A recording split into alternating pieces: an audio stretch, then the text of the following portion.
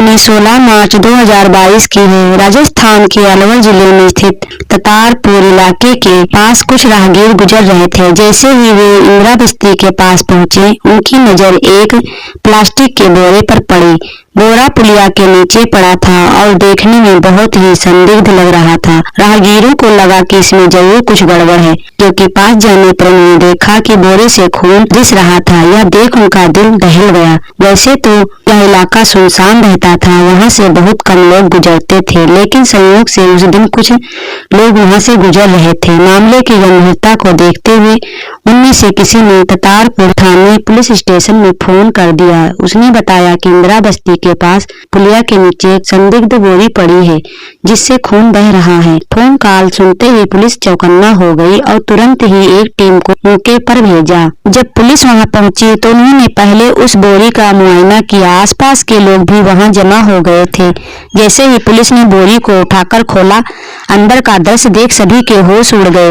वहां मौजूद लोगों के कदम खुद ब खुद पीछे हट गए, क्योंकि उस बोरी के अंदर एक लड़की की लाश थी। हालांकि शव अभी खराब नहीं हुआ था, इसलिए उसका चेहरा पहचानने लायक था। पुलिस ने तुरंत मौके पर जांच शुरू कर दी थी। उन्हें उम्मीद थी कि शायद शव के पास कोई पहचान पत्र या दस्तावेज मिल जाए, जिससे मृतका की पहचान हो सके, लेकिन काफी तलाश के बावजूद वहां से कुछ भी बरामद नहीं हुआ। इसके बाद पुलिस ने शव को ततारपुर के सीएचसी गवर्नमेंट हॉस्पिटल भेज दिया। हालांकि पीएम नहीं कराया गया, क्योंकि पहले पुलिस लड़की की पहचान कराने के लिए उसके परिजनों तक पहुंचना चाहती थी। देखने से ऐसा लग रहा था कि मृतका की उम्र 28 से 30 साल के बीच में होगी। लड़की की तस्वीर दिखाकर पूछताछ शुरू की, लेकिन कोई भी उसे पहचान नहीं पा रहा था। पुलिस को अब चिंता होने लगी थी। अगले दिन 17 मार्च को उन्होंने सभी लोकल अखबारों में लड़की की खबर और फोटो प्रकाशित करवा दी, लेकिन इसके बावजूद कोई भी उसे पहचानने के लिए आगे नहीं आया। समय तेजी से बीत रहा था। अस्पताल में शव को रखे हुए कई घंटे हो चुके थे। नियम के अनुसार शव मिलने के 48 घंटे के भीतर उसका पीएम कराना जरूरी था, लेकिन लड़की के घर वाले मिल नहीं रहे थे। ऐसे में पुलिस के पास कोई और रास्ता नहीं बचा था। मजबूरन पुलिस को शव का पीएम कराना पड़ा। रिपोर्ट आने के बाद जो खुलासा हुआ, उसने इस मामले को पूरी तरह से खोल कर रख दिया। रिपोर्ट के अनुसार लड़की की मौत दम घुटने से हुई थी। उसकी गर्दन पर गला दबाए जाने के निशान थे। साथ ही यह भी साफ हुआ कि मरने से पहले लड़की ने संघर्ष बहुत किया था, क्योंकि उसके शरीर पर चोटों के निशान थे। अब यह स्पष्ट हो चुका था कि यह एक हत्या का मामला था। पुलिस की टीमें दिन रात इस केस को सुलझाने में जुट गई, लेकिन समस्या यह थी कि आसपास के किसी भी गांव में कोई लड़की को पहचानने वाला नहीं था। अब पुलिस को शक होने लगा कि शायद लड़की को किसी दूसरी जगह मारकर यहाँ लाकर फेंक दिया गया होगा।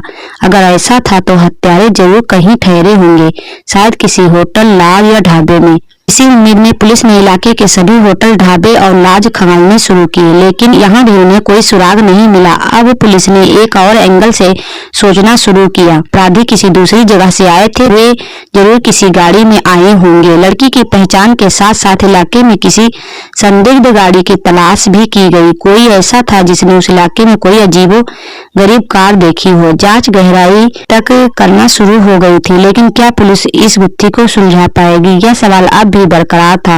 लगातार पूछताछ कर रही थी पुलिस, सुराग जुटाने की कोशिश कर रही थी। इसी सिलसिले में वे एक होटल पर पहुंचे, जहां के गार्ड ने उन्हें एक चौंकाने वाली जानकारी दी। गार्ड ने बताया कि 14 मार्च की शाम को उसने एक सफेद रंग की गाड़ी को सड़क पर बार बार आते जाते देखा था। वह गाड़ी संदिग्ध इसलिए लगी क्योंकि कुछ ही मिनटों के बाद वह कई बार होटल के सामने से गुजर चुकी थी। यही वजह थी कि गार्ड की नजर उस पर पड़ी थी। जब पुलिस ने उससे गाड़ी का नंबर पूछा तो उसने कहा कि उसे पूरी तरह याद नहीं, इतना जरूर याद है कि नंबर DL से शुरू होता था। पुलिस ने उससे गाड़ी के मॉडल और कंपनी के बारे में भी पूछा, लेकिन गार्ड को सिर्फ इतना याद था कि वह गाड़ी सफेद रंग की थी। इसके अलावा उसे कोई और जानकारी नहीं थी।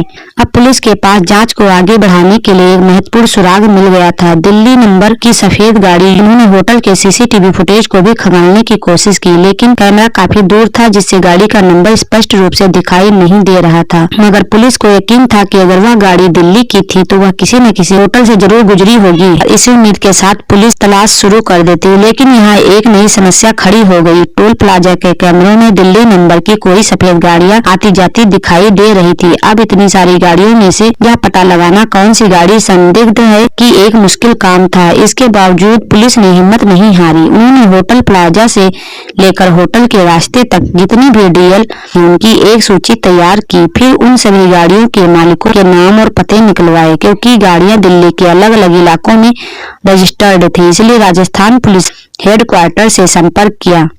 उन्होंने दिल्ली पुलिस को पूरी घटना बताई और कहा कि उन्हें एक महिला का शव मिला है और एक संदिग्ध गाड़ी की तलाश है जो दिल्ली की है। साथ ही उन्होंने दिल्ली पुलिस को उन गाड़ियों को सूची भी भेजी और अनुरोध किया कि गाड़ी मालिकों से पूछताछ की जाए कि वह यहाँ पर किस मकसद से आए थे। राजस्थान पुलिस को यह पता करने के लिए 14 मार्च के आसपास किसी लड़की की गुमशुदगी की रिपोर्ट किसी ने दर्ज नहीं कराई। दिल्ली पुलिस ने तुरंत अपना डाटा खंगालना शुरू किया। एक जानकारी सामने आई जिसने इस केस को पूरी तरह से नया मोड़ दे दिया। दिल्ली के कई दिनों बाद दिल्ली में लापता हुई लड़की की तस्वीर और राजस्थान से मिलान किया गया। जब दोनों तस्वीरों को गौर से देखा गया तो वे पूरी तरह से संतुष्ट हो गए कि इतना ही नहीं, पुलिस की नजर उस गाड़ियों की लिस्ट पर भी गई जो किसी इलाके से रजिस्टर्ड थी और वह गाड़ी एक महिला के नाम पर थी, सुनैना गुप्ता। पुलिस के लिए यह एक बहुत बड़ा सुराग था। बिना कोई समय गंवाए राजस्थान पुलिस की एक टीम दिल्ली के लिए रवाना हुई, जहां लड़की की मिसिंग रिपोर्ट दर्ज कराई गई थी। पुलिस इंस्पेक्टर से बातचीत करने के बाद यह कंफर्म हो गया कि लापता लड़की का नाम प्रियंका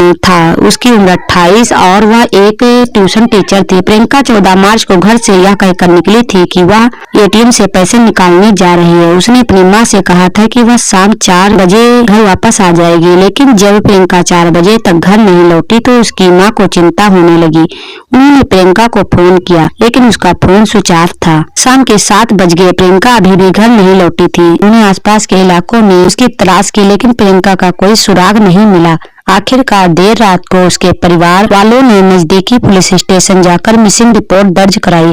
अब राजस्थान पुलिस दिल्ली पुलिस की मदद से प्रियंका के घर पहुंची। उनके परिवार से बातचीत करने के बाद पता चला कि प्रियंका लोगों के घरों में जाकर बच्चों को ट्यूशन पढ़ाती थी। पुलिस ने प्रियंका के पिता पंकज से उन घरों की जानकारी मांगी जहां पढ़ाने जाती थी। पंकज ने उन सभी घरों के पते लिख करके पुलिस को दे दिए, लेकिन जब राजस्थान पुलिस ने प्रियंका के परिवार को यह बताया कि उनका शव राजस्थान के ततारपुर थाना क्षेत्र से बरामद किया गया है तो उनके घर में कोहराम मच गया। प्रियंका की मौत की खबर सुन करके उसकी माँ रेखा और पिता पंकज अपने होश खो बैठे। माँ बाप की आंखों के आंसू रुकने का नाम नहीं ले रहे थे। प्रियंका का शव उसके परिवार को सौंप दिया गया। पूछताछ करते करते पुलिस एक ऐसे घर पर पहुंची जहां केवल एक महिला मौजूद थी। उसके पति काम पर गए हुए थे और बच्चे भी स्कूल गए हुए थे। पुलिस ने सबसे पहले उस महिला का नाम पूछा। महिला ने जवाब दिया सुनैना गुप्ता। यह नाम सुनते ही पुलिस वालों की आंखें चमक उठी। यही वह नाम था जो गाड़ी के रजिस्ट्रेशन में दर्ज था। यही वह गाड़ी थी जो राजस्थान में ततारपुर के इलाके में देखी गई थी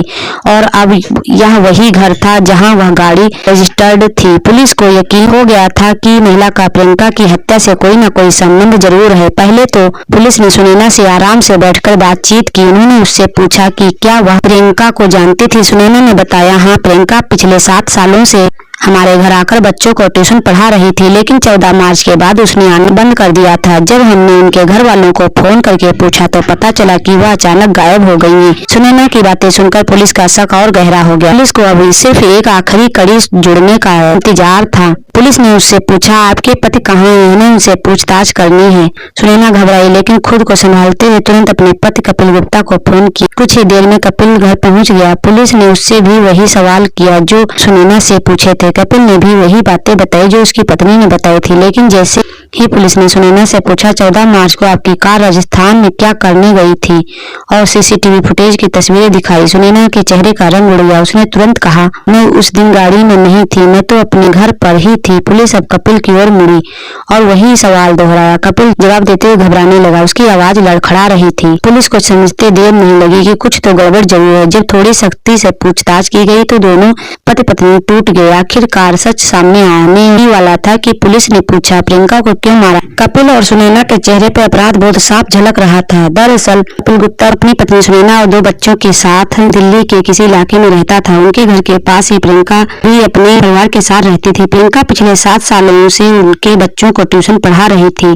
शुरू में सब सामान्य था, लेकिन धीरे धीरे प्रियंका और कपिल के बीच बातचीत बढ़ने लगी। जब प्रियंका बच्चों को पढ़ाने आती तो अक्सर सुनैना किसी काम से बाहर होती थी। समय के साथ कपिल और प्रियंका के बीच नजदीकियां बढ़ने लगी। प्रियंका उससे 10 साल छोटी थी, लेकिन यह उम्र का फासला भी उनके रिश्ते को नहीं रोक सका। प्रियंका अपने इस रिश्ते को लेकर इतनी पागल हो चुकी थी कि एक बार उससे जहर तक खा लिया था। कपिल ने बताया कि पिछले 7 सालों में उसने प्रियंका पर लाखों रुपए खर्च किए, लेकिन कपिल ने तीसरा रास्ता अपनाया। उसने अपनी पत्नी सुनैना को सब कुछ सच सच बता दिया। अब दोनों ने मिलकर प्रियंका को मारने की साजिश रच डाली। कपिल और सुनैना के बयान और सबूतों के आधार पर पुलिस ने चार्जशीट तैयार की और जहां से उसे जेल भेज दिया गया। अब कपिल और सुनैना के बच्चे अनाथ हो चुके थे। उनके माता पिता की जिंदगी अब जेल में ही कटने वाली थी।